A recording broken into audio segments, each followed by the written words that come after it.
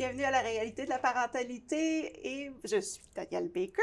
Et aujourd'hui, on va parler d'un autre sujet très intéressant. On va parler de l'éducation financière de nos enfants. Parce que comme on sait, c'est pas vraiment quelque chose qu'on apprend à l'école, si par chance peut-être au secondaire, si on a les bons enseignants. Mais c'est vraiment un sujet qui est important qu'on introduise à nos enfants, mais aussi à nous, des fois pour nous aider. Alors, j'ai Rosemary aujourd'hui avec moi. Elle va se présenter bientôt, mais c'est ce qu'elle fait. Elle vient d'écrire un livre fantastique, mais on va parler de son approche pour gérer les finances avec nos enfants. Donc, merci, Rosemary. Est-ce que tu peux te présenter au complet et nous parler un peu de ce que tu fais? Ah oui, je suis Rosemary Kiosmais, je suis auteure et guide financière pour les familles. J'aide aux familles à trouver les façons de gérer leurs finances à propos de leur c'est quoi values en français? Les valeurs. Oui. de gérer leurs finances à propos des valeurs. Oui.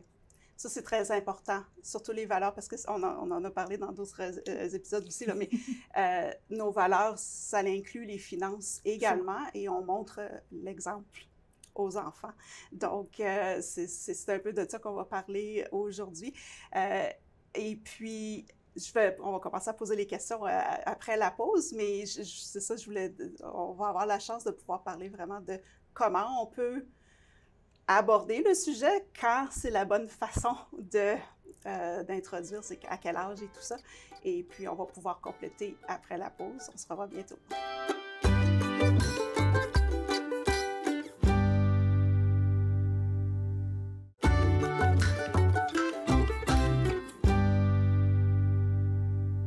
Nous sommes de retour à la réalité de la parentalité avec mon invitée aujourd'hui, Rosemary, qui va nous parler de l'éducation financière qu'on peut introduire à nos enfants, parce que comme j'ai mentionné avant la pause, c'est pas quelque chose qu'on apprend vraiment à l'école.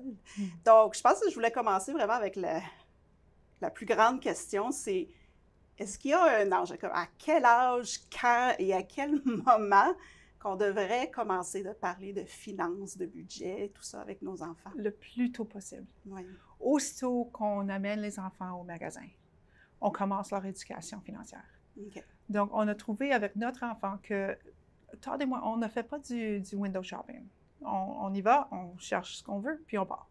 Donc, Colton avait l'idée on rentre dans un magasin, on sort avec quelque chose.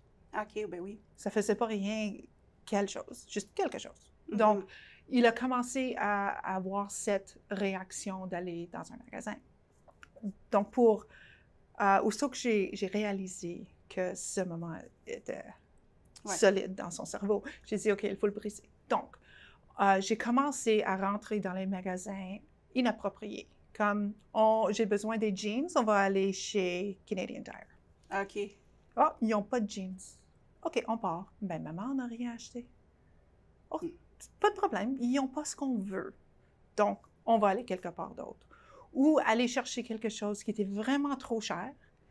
On voulait quelque chose, mais on a dit, c'est pas en solde. C'est un peu plus que je voulais vraiment payer. Donc, pas aujourd'hui, on va mettre sur la liste et on va s'en parler un autre jour quand c'est en solde. On va regarder.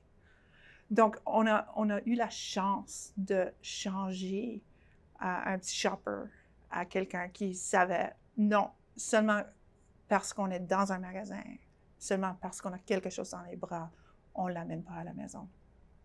Une autre façon facile à le faire, c'est chez les garage sales. Ah, les ventes de garage, oui. On adore les ventes de garage. Oui, je dois avouer que oui. Les marchés, les ventes de garage, sont le fun. On ne sait jamais ce qu'on va trouver. C'est ça. Donc, on ne peut vraiment pas dire, OK, on va chercher des jeans. Mais on a quelques sous dans nos mains, on a le droit de dépenser. Donc, avant de sortir de l'auto, je lui disais, soit quand il est plus petit, à un numéro, tu as le droit d'avoir 2 choses. OK. Plus âgé, je lui ai donné un budget. Donc, il a pratiqué ses mathématiques aussi. Oui. Donc, on a commencé notre trajet dans les ventes de garage et il prenait tout dans les bras. Il voulait un petit chat, il voulait un auto, complètement une addiction aux autos. Il voulait des casse-têtes. Mais à la fin, j'ai dit, OK, qu'est-ce qu'on amène chez nous? Mhm. Et le besoin de choisir. Des fois, c'est vraiment, vraiment simple. Autre fois, c'est très, très difficile. Ouais. Mais il savait que j'ai le droit d'avoir une chose ou deux choses, et c'est tout. Donc, en commençant avec une chose, deux choses, en continuant avec les numéros de dollars qu'il avait le droit, donc il pouvait faire peut-être le choix de 5 choses, si c'était des petites choses. Ouais. Ça lui donne un peu de contrôle. C'est sa décision, c'est pas ma décision. Donc, ça lui a donné un peu d'indépendance avec de l'argent. OK. C'est fantastique. C'est des choses qu'on ne pense pas, surtout quand c'est le temps d'aller magasiner. Sûr. Parce que souvent, en tant que parent, on est pressé. Oui. C'est comme, OK, il faut que j'ai ça. Et on n'a pas juste un magasin à faire. Donc, on ne pense pas que c'est vrai. On va là, on va chercher ce qu'on a besoin, on revient. Oui. C'est rare qu'on fait, c'est ça, du lèche-vitrine, que moi j'appelle le window shopping, de dire, OK, on n'achète rien aujourd'hui, puis c'est correct. Oui. Mais on n'y pense pas que la connexion que les enfants font, qu'on sort toujours avec quelque chose. Ou même, c'est ça, moi, avec mes enfants, c'était de prendre les petits biscuits à l'épicerie, tu sais, ils donnaient des biscuits. Donc, on n'est pas obligé de toujours sortir avec le biscuit. Donc, c'est tellement important d'avoir ça, puis de montrer l'exemple à nous aussi, de dire, OK, moi, je n'ai pas besoin d'acheter quelque chose quand j'ai sorti de la maison aujourd'hui. C'est des petites choses à quoi on ne pense pas comme parents, en fait, comme individu, pas nécessairement comme parents, mais que oui, très jeune, on montre déjà à nos enfants comment la relation qu'on a avec notre argent.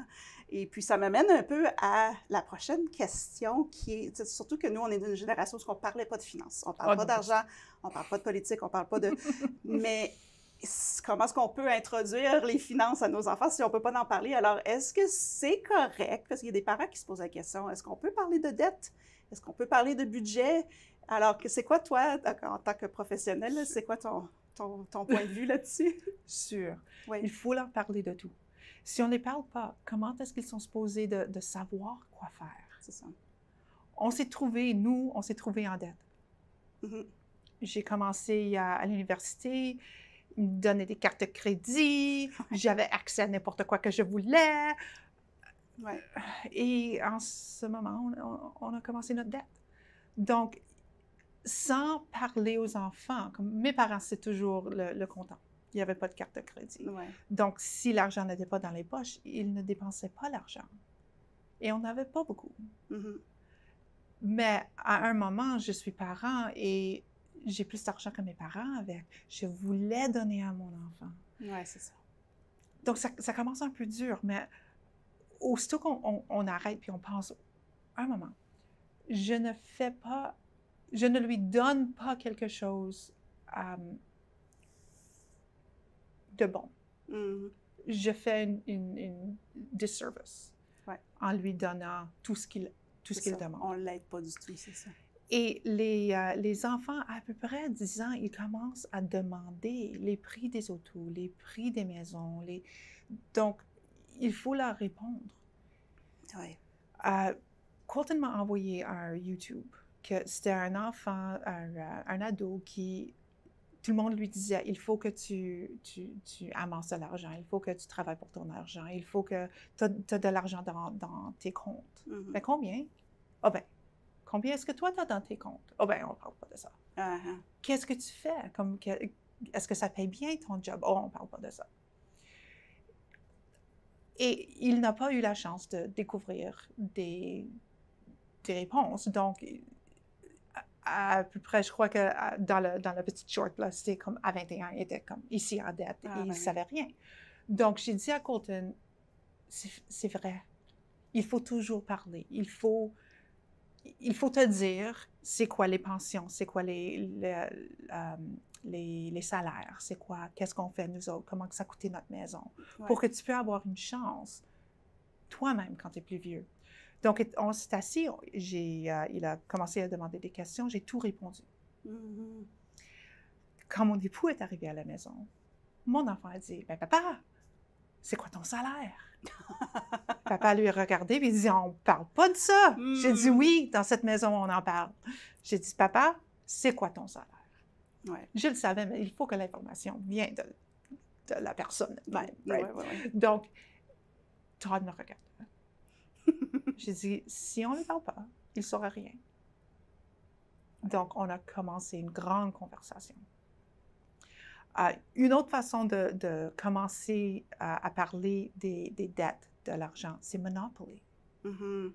C'était intéressant de voir. Papa, c'est toujours celui qui est comme chômage le premier. Mais c'est intéressant de voir, il n'y a rien qu'il pouvait faire. Mhm. Il y avait des factures qui venaient et l'argent qui ne vient pas. Et plus de factures viennent, l'argent est là-bas. Ouais. Je ne peux pas passer go pour avoir mon 200, car je ne peux pas arriver. C'est ça. Donc, juste c'est un peu différent comme parent que comme enfant quand je jouais. Et je suis toujours bancaire. Mais de voir la situation dérouler en cette façon. Et ça commençait des discussions entre la famille d'acheter les maisons. Combien de très bonne introduction, oui. C'est super. On va prendre une courte pause et au retour, on va parler de comment on peut mettre ça en pratique pour commencer à développer l'éducation financière chez nos enfants. On se revoit après la pause.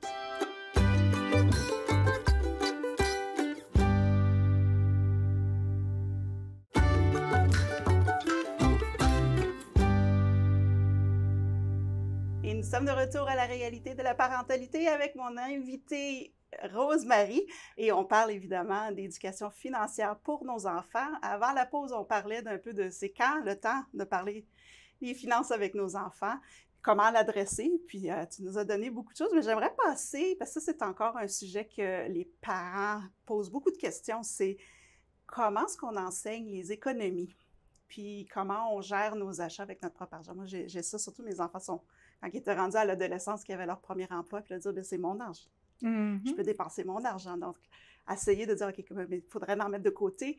Est-ce que tu peux nous parler un peu de ça? Ça a l'air de quoi pour enseigner à nos enfants l'économie, puis vers quel âge là, on peut commencer? Et tes enfants n'ont pas réalisé que c'était ton argent? Oui.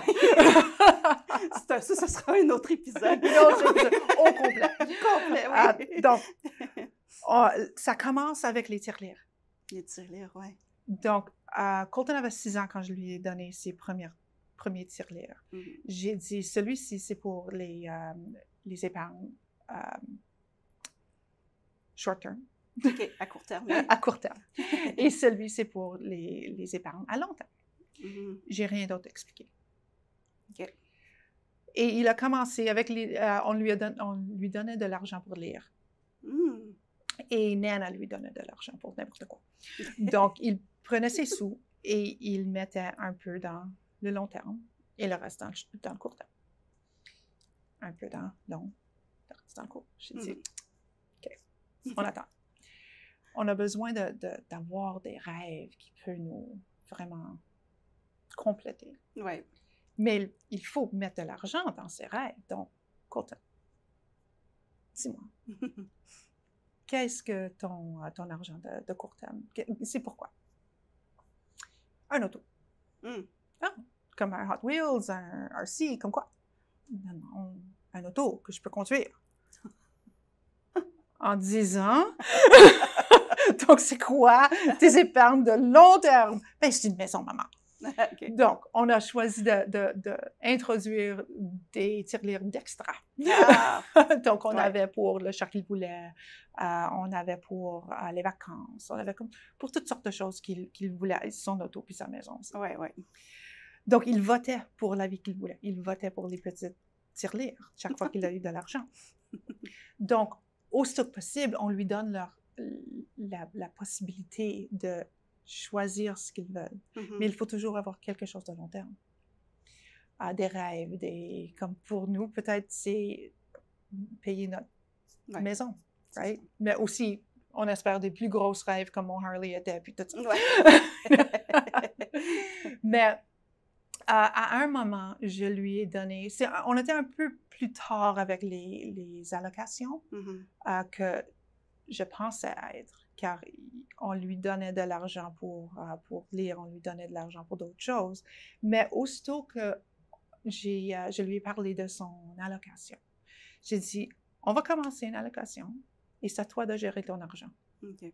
Donc, 50% va aller dans ton long terme, qui est maintenant ton genre. Mhm. Il continue à épargner pour son genre.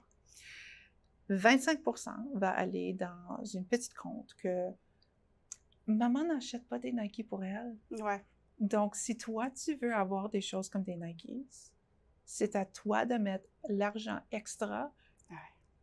Moi, je vais mettre un certain montant. Si tu veux plus, tu mets ton argent. Ouais. Et 25% pour qu'est-ce que tu veux. Donc, pour lui, il a presque 14 ans et on lui donne 20 $ par semaine. Mm. Comme enfant, j'aurais dit, c'est bien trop. Ouais. Ouais. Mais dès le moment que j'ai dit à Colton, c'est à toi de gérer ton argent, il ne demande plus de l'argent. Mm. Donc, c'est 5 $ par semaine qu'il a pour lui-même. Ouais. Il ne demande rien d'autre. C'est impressionnant, ça. Très impressionnant. Oui, c'est juste une petite différence qu'ils ont la liberté de faire leur choix. Et puis, c'est vrai, là, ils n'ont plus besoin de demander. Oui. Et est-ce que tu parles aussi, si tu peux nous parler un peu de crédit? Parce qu'il faut introduire. On a quelques minutes, donc on va essayer de garder ça. Mais oui, comment est-ce qu'on enseigne ça à nos enfants, le crédit, les intérêts, tout ça, rapidement? J'aurais dit que c'était très difficile, mais on a trouvé une façon très, très simple. Colton est parti sans son argent. Mm-hmm. Et il voulait quelque chose. J'ai dit, pas de problème, tu n'as pas ton argent aujourd'hui, on va retourner peut-être demain, peut-être le jour après, pas de problème. C'est ici, il y en a beaucoup. Non, d'accord. On va retourner. Mm-hmm. Non, maman, je ne le veux pas. Je le veux maintenant, maman. Je dis, ben, si tu le veux maintenant, et c'est impossible d'attendre, ça va coûter plus cher. Mm. Donc, ça va être la carte de crédit de maman. Aussitôt qu'on entre dans la maison, tu repayes l'argent. Je ne demande pas pour l'argent. Mm-hmm.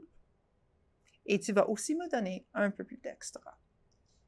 S'il faut que j'attende, ça va être un peu plus d'extra. Ah, OK. Les intérêts. Est-ce que ça va? Et si c'est quelque chose de petit, c'est un petit intérêt. C'est comme pas du Shylock ici. Donc, il a eu, c'était probablement un Hot Wheels. C'est toujours des Hot Wheels. Donc, il a acheté son Hot Wheels. Et on a rentré dans la maison. Il a couru à sa chambre. Il a pris l'argent de son tirelire.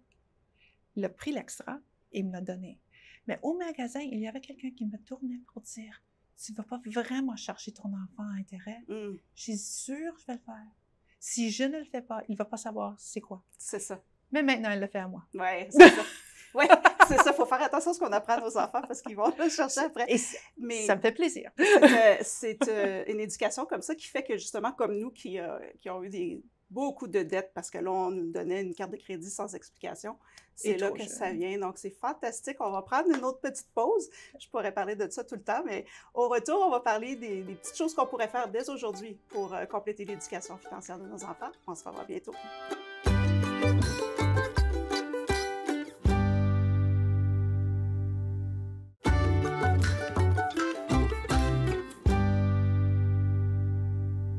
Et nous sommes de retour à la réalité de la parentalité avec mon invitée Rosemary et tu nous as donné beaucoup d'informations. J'aimerais fermer ça en demandant si tu pourrais donner un petit devoir, une petite activité que les gens pourraient commencer dès maintenant pour commencer à avoir des meilleures habitudes financières avec nos enfants, comment leur enseigner ça, mais pour eux aussi, comme parents. Des fois, on a besoin d'un peu d'aide aussi. Est-ce que tu as des recommandations? Oui, de commencer comme famille, de s'asseoir, avoir une discussion de qu'est-ce que vous voulez créer pour la famille. Ça peut commencer entre vous deux ou si vous êtes parents solo, prends du temps pour voir qu'est-ce que tu veux avoir pour tes enfants. C'est quoi l'enfance que tu veux qu'ils pensent dans leur dès qu'ils sont parents. Une fois que tu as une idée de qu'est-ce que tu veux créer, tu rentres la famille dans la discussion. Okay. Sois ouvert. Et ensemble, vous avez la chance de faire des choix chaque jour. Au lieu de dépenser à McDo, tu peux peut-être le mettre à côté pour aller Ben, Disney, c'est très, très expandieux, Oh, puis oh. je ne crois pas que c'est vraiment l'idéal, pour mais une activité. d'aller comme même à la plage ou d'aller de joindre un BMX, comme nous autres, on l'a fait. Ouais. De faire quelque chose que ça donne des bons moments de famille. Peut-être c'est d'avoir une maison complètement payée ou un chalet, mais vraiment de savoir c'est quoi le rêve. Ouais. Et en ce moment, on peut faire les décisions chaque jour que est-ce que je veux ceci ou cela. Et on vote pour la vie qu'on veut vraiment avoir. Mm-hmm. C'est vrai que ça fait une différence quand premièrement, on inclut les enfants. Oui. Comme ça travaille le muscle pour plus tard, quand ils vont être... Mais c'est ça, de remettre les choses. Est-ce que le McDo est vraiment important aujourd'hui? Mm-hmm. Ou on pourrait plutôt mettre ça de côté pour plus tard, où on va pouvoir s'amuser ensemble. Donc, c'est vraiment une belle chose que je pense qu'on peut tout faire, même juste en tant que parent ou en tant qu'individu. Et puis, est-ce que tu peux nous parler un peu, parce qu'évidemment, toi, c'est ce que tu fais, tu travailles, et puis au niveau de travailler pour réduire nos dettes, comment retravailler nos budgets, est-ce que tu peux nous partager un peu d'informations avant qu'on quitte? Sûr. Oui. Donc, je travaille avec...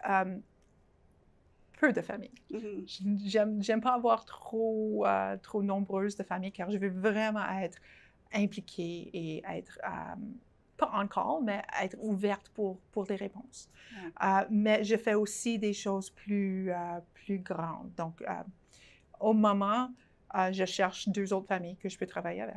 Mm-hmm. Et autre que ça, c'est je fais des choses de groupe de balayage d'argent. Ça, c'est notre grand secret de complètement enlever toutes les dettes et d'avoir tous nos rêves. Je travaille à trouver des façons plus simples. Comme dans mon livre, je n'utilise pas le vocabulaire de finance, Mm-hmm. car je voulais avoir accès. Je voulais que tout le monde pourrait avoir accès. Comme si mon père était ici, que ça serait complètement clair à lui. Oui, c'est ça. Il avait une éducation de 4e année. Mm-hmm. Très, très intelligent. Pouvait travailler sur n'importe quel auto. Mais les finances, c'était pas son bague. Donc, vraiment d'avoir des informations pour chaque personne. C'est ça. Pas seulement les riches, pas seulement les éduqués. Oui, parce que ça peut être intimidant pour les familles aussi d'avoir ces gros termes-là, un peu comme si on est des avocats. Ça, oui. Au niveau financier, ça peut être très, très, très intimidant. Donc, le fait d'avoir un vocabulaire plus commun, qui est plus réaliste pour nous, c'est fantastique. C'est vraiment comme avoir une bière ou un café avec moi. C'est fantastique, ça. C'est super. Et puis, évidemment, on va laisser l'information aussi surtout pour ton livre, si les gens veulent avoir une copie pour savoir vraiment c'est quoi le plan pour aider avec la dette et les finances. Oui. Et puis, tu vas continuer également pour l'éducation des enfants. Donc, je te remercie énormément. Merci. Je pourrais parler de ça toute la journée, mais je te remercie beaucoup d'avoir partagé ces dollars, si je peux dire. Et puis, pour toi, j'espère que vous avez bien apprécié les conseils que Rose Marie a partagés aujourd'hui et on se revoit bientôt.